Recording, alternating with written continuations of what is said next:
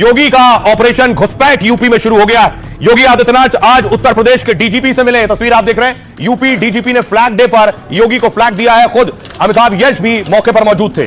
दूसरी तरफ देखिए, तौकीर रजा के करीबी की इमारत गिरा दी गई है। कल से बुलडोजर चल रहा था, आज एक और इमारत पूरी तरह से जमींदोज हो गई। कल जो मैंने आपको इमारत दिखाई थी वो दूसरी थी, और ये आप देख रहे हैं, ये दूसरी इमारत है तौकीर के करीबी की। बहुत सी दुकानें थी यहां, सब बुलडोजर से गिरा दी गई है।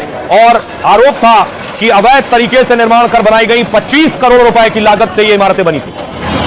बंगाल में तो किस तरह से भगदड़ मची थी, और इसी तरह से उत्तर प्रदेश में भी भगदड़ शुरू होगी जब घुसपैठियों की ढूंढ होगी। जो घुसपैठिए हैं उनको डिटेंशन सेंटर भेजा जाएगा। इसी तरह की तस्वीर बंगाल से भी आई। यूपी में भी जो भी घुसपैठी जिन जिन इलाकों में मौजूद है, खास तरह के वो जिले हैं जहां घुसपैठियों की तादाद ज्यादा है, उन पर एक्शन शुरू होगा। अवैध बांग्लादेशियों को वापस भेजा जाएगा। सीएम योगी ने 75 जिलों के डीएम को निर्देश दिया है। 76 जिले, सभी के जिला अधिकारियों के लिए निर्देश है। अवैध घुसपैठियों पर तुरंत और सख्त कार्रवाई करने को कहा है। सभी जिलों में अस्थायी डिटेंशन सेंटर बनाए जाएंगे जहां अवैध घुसपैठियों को रखा जाएगा। इसके बाद इनका सत्यापन कराया जाएगा। घुसपैठियों को नियम अनुसार उनके मूल देश वापस भेजा जाएगा। जिनकी पहचान बांग्लादेशी घुसपैठिए, रोहिंग्या या पाकिस्तानी नागरिक के रूप में होगी, उन्हें अस्थायी डिटेंशन सेंटर में रखा जाएगा। उचित कानूनी प्रक्रिया के बाद उन्हें उनके देश भेजा जाएगा। एसआईआर के बाद पश्चिम बंगाल से काफी लोग बांग्लादेश भाग रहे हैं, साथ ही सुरक्षित जगहों पर जाने की भी तलाश कर रहे हैं। एसआईआर से बचने के लिए पड़ोसी राज्यों में घुसने की कोशिश कर रहे हैं, तो हो सकता है यूपी में भी घुसे। इस वजह से योगी ने घुसपैठियों के खिलाफ कार्रवाई का ऑर्डर दिया। योगी ने आदेश में साफ कहा है कि अवैध गतिविधियां बर्दाश्त नहीं की जाएंगी।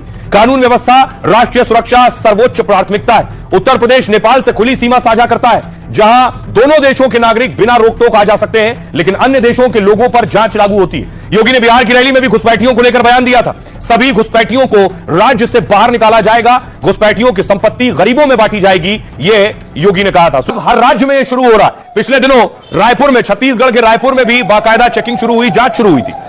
बॉर्डर की स्थिति यह है कि भारत और बांग्लादेश का जो बॉर्डर है, ज्यादातर तो पेट्रोलिंग होती है, लेकिन बहुत सी ऐसी जगह हैं जो पोरस हैं, जहां से बांग्लादेशी घुसपैठ कर जाते हैं भारत में। 2004 में यूपीए सरकार ने अवैध बांग्लादेशियों पर एक आंकड़ा जारी किया। इसके मुताबिक 1 करोड़ 20 लाख बांग्लादेशी भारत के 17 राज्यों में रह रहे थे।